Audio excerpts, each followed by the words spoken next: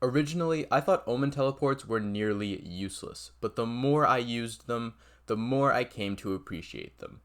In the beginning, I would be in situations where an Omen teleport would be the round winning move, but I didn't recognize it because I didn't think of all the different ways the ability could be used.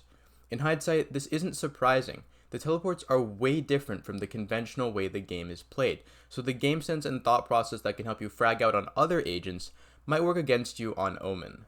That's why in this video I will be going over some ways to use the teleports. Hello everyone, my name is Achax and let's get started.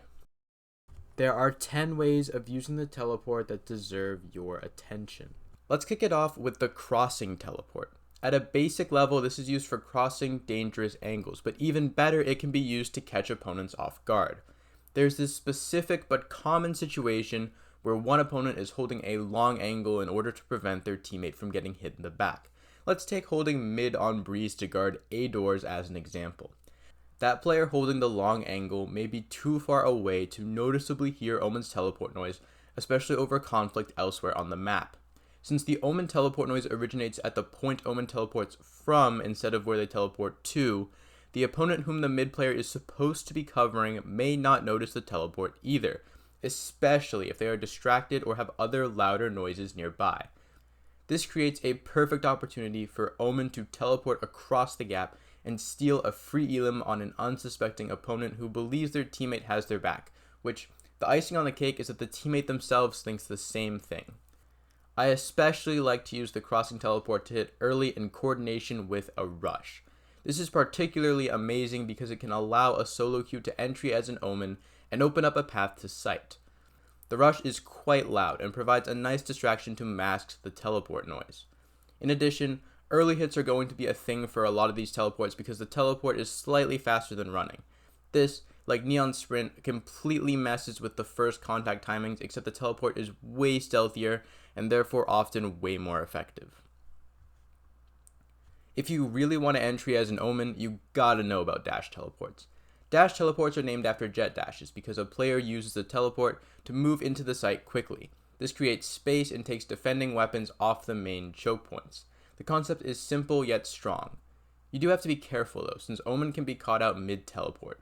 It's generally better to teleport into or around smokes, with care not to be too predictable. You can also use them to suddenly dart left or right to quickly reposition. There really isn't much more to dash teleports except that, like the crossing teleport, you can hit early to mess with the timings. You've probably seen the next type of teleport in flashy montages, the Backstab Teleport. Use Omen's teleports to get behind or around opponents to get them from the back or the side. Timing is immensely important for these, oftentimes off of audio cues. From the Omen's perspective, it often makes the opponents look quite silly, and understandably, that can sometimes lead players to think this trick is only for style points against bad opponents. However, as someone who has been on both ends of Omen's Backstep Teleport a number of times, I can attest that it is super disorienting. With good timing, or maybe in a combo with a flash, this can catch even a good opponent off guard. Since Omen can still look around in the teleport even if they can't move, it can be super helpful to pre-aim mid-teleport in order to secure the elim that much quicker. The next one is something I get a chance to use really infrequently, but it's still worth noting because it can make a round winning difference. Past teleports are used to skip past one fight in order to take or assist in a different one. Similarly to crossing teleports, the second opponent often assumes the first one is covering them and can be caught off guard by a creative Omen. This will tend to work better when an opponent is overwhelmed or not very proficient in the aiming category. If you play Valorant, odds are good that you've heard of the fake teleport. The goal of this is to make opponents think you moved when you didn't, drawing their attention away and giving you a moment to hit them while they are focused elsewhere. Many players make the mistake of overusing this, or trying it when there isn't anywhere else they could reasonably teleport to. Either can make it easy for opponents to see through the ruse. It is the real teleports which make the opponents take the fake ones seriously. Fake teleports often work better around or in smokes, which limit the opponent's vision and make it theoretically possible for Omen to teleport to a bunch of different locations. Direct teleports are when you literally teleport in full view of the opponent. This is generally not very strong at all, however it can be good for overwhelming opponents so your team doesn't peek the same angle over and over. In addition, you may distract the opponent, allowing a teammate to eliminate them before you finish teleporting. Direct teleports are also great for when you meant to do a crossing teleport but missed on accident. The next one is well known, but like the fake teleport, often could benefit from a couple improvements. Teleporting up can help catch opponents off guard with an unusual angle. When you select the angle, consider whether you want to nestle into a corner or hold the edge.